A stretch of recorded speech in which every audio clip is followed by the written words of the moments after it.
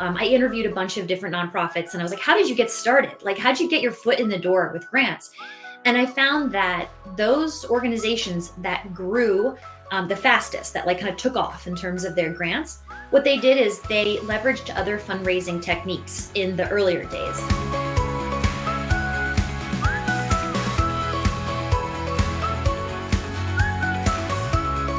Welcome, Angela. I am very excited because we're going to be talking about AI grant writing.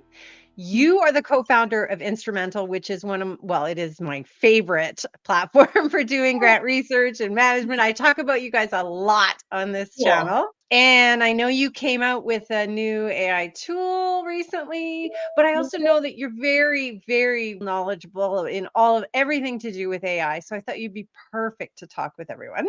Yeah, that's wonderful. Let's dive in because we're going to be covering best practices and what are some of the challenges, so many things. So what are you seeing in terms of some of the opportunities, not just for those looking to apply for grants, but for funders as well? Opportunities in terms of like where you can really harness the power of AI. Yes. Yeah, gosh, there's so many places, and we're still trying to figure that out. Generative AI just came on the scene in November 2022 is when OpenAI released their ChatGPT. So it hasn't been that long, and already since then, we've seen such incredible improvements in how those products work and what they can do for us. But AI can really be applied across the grant lifecycle. So starting from discovery through cultivating, through applying, streamlining your data, project management, all the way down to reporting and back again. So just to name a few of the opportunities I see that I'm really excited about, we'll start at kind of the beginning of the life cycle when you're trying to discover new opportunities. One way that I've seen folks really leverage generative AI is by chatting with an RFP or chatting with information about an upcoming grant opportunity. And so what you can do really easily is you can open up one of those generative AI chats like ChatGPT or Claude if you're using Anthropic. There's Microsoft's got Copilot. There's so many.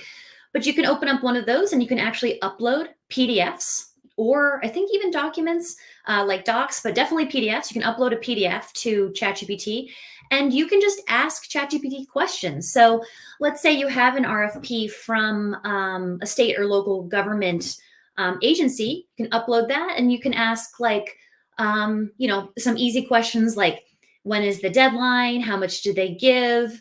What are the giving priorities within this opportunity? What would make me ineligible? Those are pretty straightforward questions. But you could also ask a little bit more complicated questions or complex questions. You could say, here's our mission statement. We're a 501c3. Here's our mission statement. Do you think we're compatible with this RFP? Do you think we're a good fit? And you can actually have like long conversations that builds on itself around your eligibility. And all you really need to do there is just get some information about that active RFP. So that's one way you can leverage it in the prospecting side. You could also, one more thing about prospecting, you could also upload a 990. So foundations will have a IRS form 990 every year. They need to file with the IRS. And that 990 contains all kinds of really juicy information if you are a grant seeker. One of the things that it often will contain is how much in money in grant funds they gave out last year. They will the foundation will also list out who they gave money to and how much those grants were in terms of size. So you could use ChatGPT or any other generative AI chat, upload the 990 and start asking questions about the 990. Like you could say, how much did they give last year? What's their median grant award? Or what was their median grant award last year? Or, in whatever year your 990 is from. You could ask it more complex questions. You could say, my 501c3 organization, we have this following mission statement. Take a look at all of the past recipients listed on this 990. Do you think I'm similar to any of those? So that's another really cool way you can use it.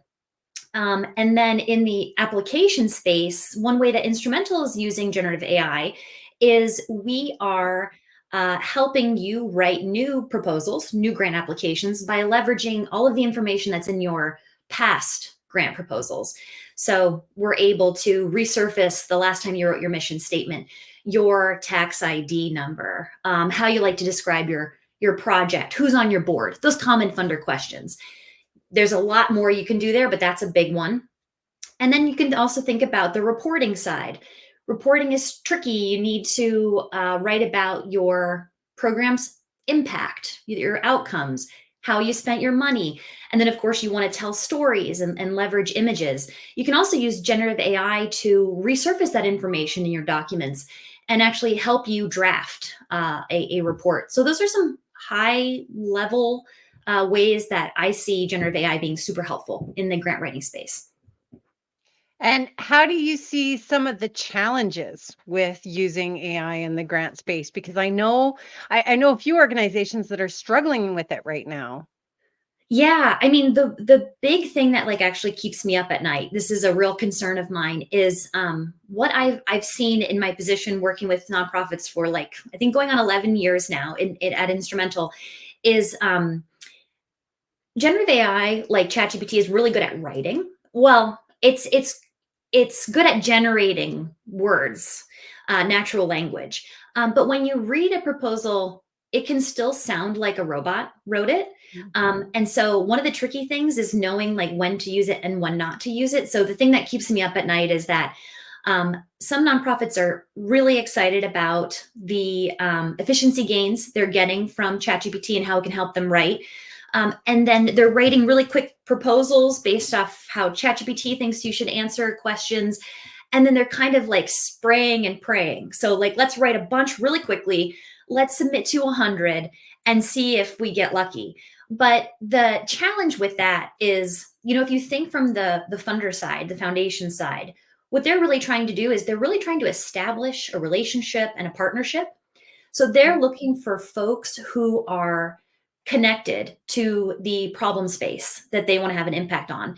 They're trying to find folks who are connected so they can get, like the truth behind a problem space. And so they want to find those people and they want to develop long-term relationships.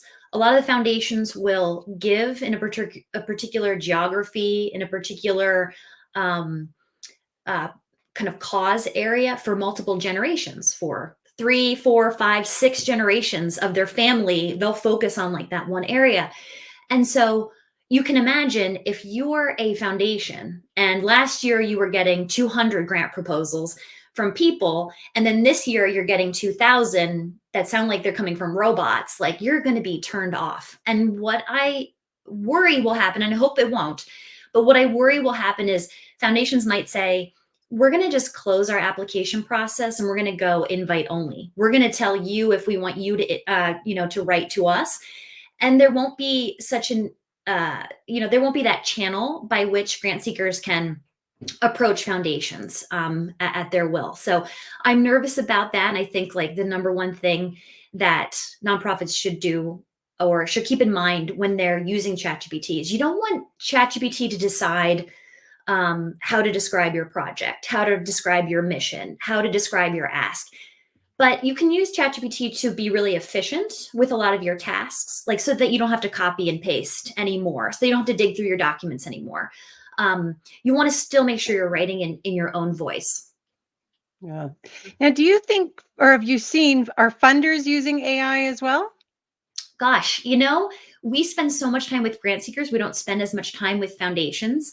But I think that grant seekers, nonprofits especially, and grant writing consultants, they can be so nimble and adopt new technologies pretty quickly. I think it can be different for foundations. Foundations tend to operate on longer time horizons, like I was saying, like multiple generations. And so they are going to adopt generative AI for sure, because there's just so much upside. But what I've been feeling in the market is it's not as quick of an adoption on the foundation side. But I think foundations can get incredible efficiency gains by adopting generative AI. And that could look like, basic kind of things like making sure that they get reporting requirements out to their grant recipients on time, thoroughly, well written, and clear, as well as support managing relationships. When should we reach out to have another on site visit or another talk? So there's a lot of ways, like over in their workflows, that they can leverage generative AI. What I've seen, what I feel is it's a little bit of a slower adoption, but it will be eventually here on both sides. Mhm. And have you found any best practices in terms of using AI for grant writing? Because I know a lot of organizations are doing it right now. Yeah, best practices. Let's see. I mentioned some of the ways you can apply generative AI earlier. I think there's just so much opportunity. I think a best practice, like one of the things that I've been really studying for the past 2 years, is we know that foundations tend to ask the same kind of questions. Like there might be 50 to 100 questions a foundation's going to ask you, but it tends to be, every question will be worded a little differently. So, for example, one foundation might say, "Tell us about your mission," and then the other foundation might say, "In this answer, tell us about your mission, your organization background, and the communities you serve." Right. So it's like you're going to use the same language that you've used in the past, but you've got to go find your information. So what I'm saying is, I think one of the best practices is to try to use ChatGPT to make yourself more efficient rather than like literally write you new sentences. So what we've done with Instrumental's new apply tool is we've created a way for any organization, any grant seeking organization, if you have some past proposals that you've written in the past, upload those to Instrumentl. Your AI will learn all about how you like to talk about your organization, your project, and we will, when you're writing your new proposal, we'll resurface your old answers so that you can leverage those. Because what we learned is that great grant writers today that are writing proposals to build meaningful relationships, they still need to go back into their documents, find the last time they wrote that amazing sentence or they wrote that mission statement, and it just helping them save time in that process has been huge, actually. So that's one way. And then I think another best practice would be to use ChatGPT or any other of these kind of chat generative AI tools as like a thought partner. I do it all day, every day. I will, and I literally have it right now. I have ChatGPT pulled up on one side. And if I'm kind of stuck on a problem, I'll just tell ChatGPT everything. Just like, I'm sitting next to a colleague here. Like I'm in an office, it's only me, it's only one desk. But I kind of pretend like ChatGPT is like another colleague, and so I'll just describe the scenario to ChatGPT. I'll upload documents sometimes to give a little bit more context, and I'll just have its help thinking through problems. And that's really cool for me because it'll give me like a new perspective that I couldn't come up with on my own quickly. And I find, like, personally, when I'm writing in my communications with the team, that's a great way to get some new ideas. So what you can do is, like, when you're thinking about how do I approach this funder, you can ask ChatGPT. You can say, like, given that this funder gives to new grantees every year, they give this much, they give in these spaces in this geographic area. Do you think I'm a good fit? And do you think I should reach out? What's a great way to reach out? Should I write an email? Should I give them a phone call? If I write an email, what do you think I should say? And it'll just be like a thought partner for you. So you don't need to like copy and paste everything ChatGPT is saying, because again, it's going to sound a little bit like a robot, right? Like as humans, we can tell that something has been written by a robot or generative AI, but it can really help you see new perspectives, and it can help unblock you and kind of push you down your workflow so that you get to your desired outcome sooner. So that's another really powerful way to use it. Mhm.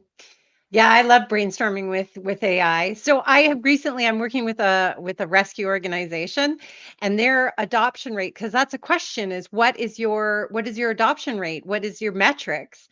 And it's not good. because they Mhm. put so much time and care into finding the right match. So it helped me come up with ideas for how can I say that, our adoption rates are terrible and we are proud of it. Right. That is Just 'cause sometimes you can't fit into that criteria, or you need some creative ways to express yourself and fit. yes. Yes. Yeah, actually, Yeah. that made me think of something else when you were saying, fit, find a fit. Another thing that I think is powerful is, we've all experienced those grant applications that have a word or character count maximum. What you can do is take what you want to write, what you want to say, and plug that into ChatGPT and say, I want to say this in a grant application, but I can only do so in 100 words. Can you help me make this more concise and fit into 100 words? And that can be really handy. You want to just make sure like you read it afterwards. So you're like, okay, like I would say this, this sounds like me. But it can also help you shorten what you're trying to say to fit those 100 word count. Yeah. Yeah. Yeah. Okay, so I have to ask about ethics and privacy because I know this is a big concern in the sector. So, what advice do you have in that area? Yeah. Well, the big concern, as far as I understand it, is that, we don't want our information ending up public. We don't want other people to access our information. I mean, it's especially important when you're thinking about all of the data that we collect on participants of our programs. Like, we do not want that information getting out into the public. The great thing about a lot of these conversational generative AI tools like ChatGPT or Claude is that if you go into the settings, you'll see that there's a toggle and it's like, share my information or use my information to train the model, which basically means like they're going to use everything that you share in the chat to make the model better. So they're going to incorporate all of your words and information into their model. But you can turn that off. You can say, actually, I don't want you guys to use this to train your models because, my information is private. And then it'll only stay inside that conversation. It will not go back into OpenAI or Anthropic to train their model. So that's the big thing you want to watch out for. You want to make sure you look into the settings and you make sure that you've got your settings selected so that your information is not being used to train their models. And another thing I do is like, I'll look in my settings. I actually look in my settings like every time I have a conversation because I'm like, am I sure? But I'll also then, once I check the settings and I see that I've got it all set up there, I'll actually go back into chat and I'll be like, so if I share things with you now, does it remain private? Who's it shared with? And then it like the chat will also confirm what I'm hoping that like, no, it's not going to be used to train any models, and it's only going to be accessible by me. So that's like another way that like, you can double check. Yeah, that's a very cool little trick. I don't think I've covered that one. So, thank you for that. My paranoia, Um, really. Yeah. Yeah.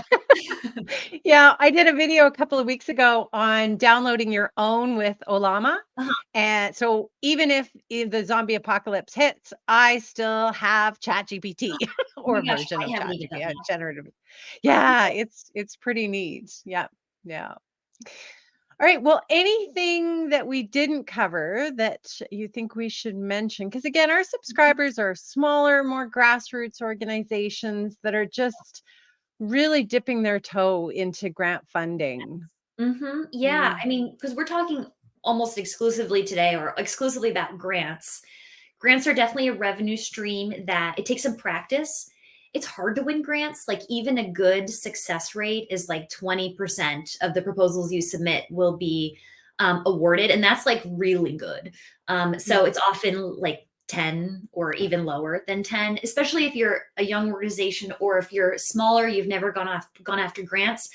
You'll have a lower success rate on average just because the foundation is looking for just some validation that like, okay, this is a fiscally responsible organization. I see how other foundations have funded them in the past.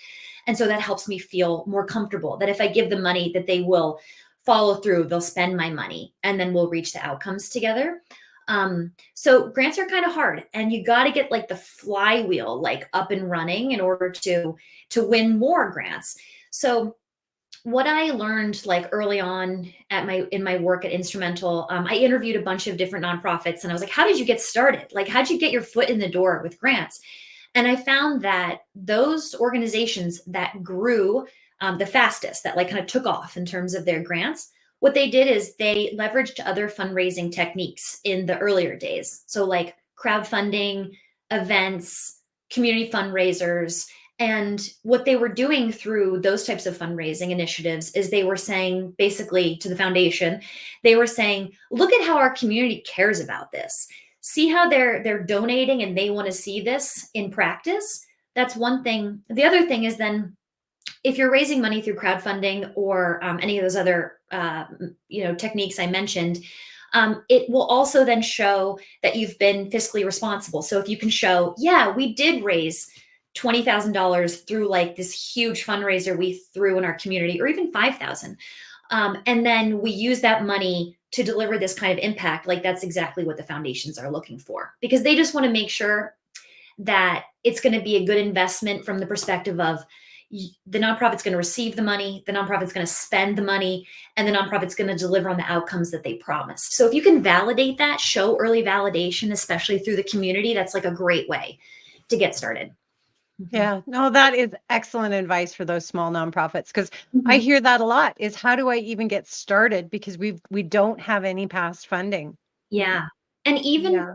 even I will say that like I guess when you do kind of jump into grants, it can be frustrating. I guess that's the other side, right? Like you can spend a lot of time and energy and you're like, I'm getting nowhere. So it helps to have some of those early fundraisers under your belt to ease that transition. So it doesn't feel so much like, oh, I just wrote like, 20 great proposals and haven't. Yeah. Yeah. And doing the research, finding the right fit, using the tools. I know Instrumentl can, it is pricey for small nonprofits, Mhm. but you guys have given me a coupon code for $100 off. So I'm going to throw that in the video description because again, you get what you pay for. And some of these other ones just don't have the database of funders that you have. I love you guys. So just Yeah.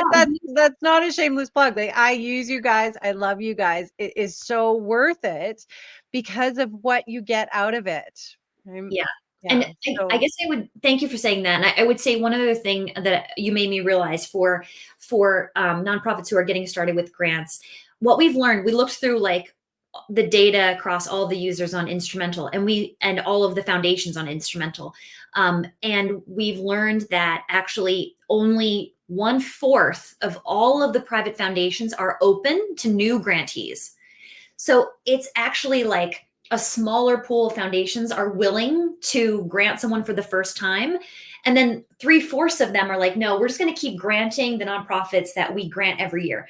So it's hard to get in. But once you get in, if you write great reports, like then you're in and you're going to stick. yeah. So I just wanted to share that insight that like it's especially hard for newer organizations. Mhm. It is. It Yeah. is. But with the right research, I worked for a senior serving organization who hadn't done grants before. I focused on that, and we were able to generate for this organization 170,000 in grants. But that was amazing for them, Yeah. amazing. And then once we were in, we were in. But that was also that was a spectacular case that I presented. So, but yeah, yeah. Wow. And that You was must before have found, Chat GPT. yeah. I had to create that one myself. Yeah. You must have found like the right partners. Like I feel like Yeah. so much of it is just I used a database. That was what Mhm, changed it for me. So I was mhm, able to find these smaller foundations and really start there and then work our way up over the years to those bigger donations once we've mhm. proven ourselves. So through the Yeah, multi-year grants. Yeah. that's a good Yeah. point too. Mhm. Yeah, All right. yeah, Well, thank you very much. I appreciate this because everybody, like I say, everybody's doing it. So let's make yeah. sure that they have all the tools so that they can do it properly. Good. I hope it was helpful. I love talking about fundraising, nonprofits, so really happy to be here. Yeah. Thank you, Angela.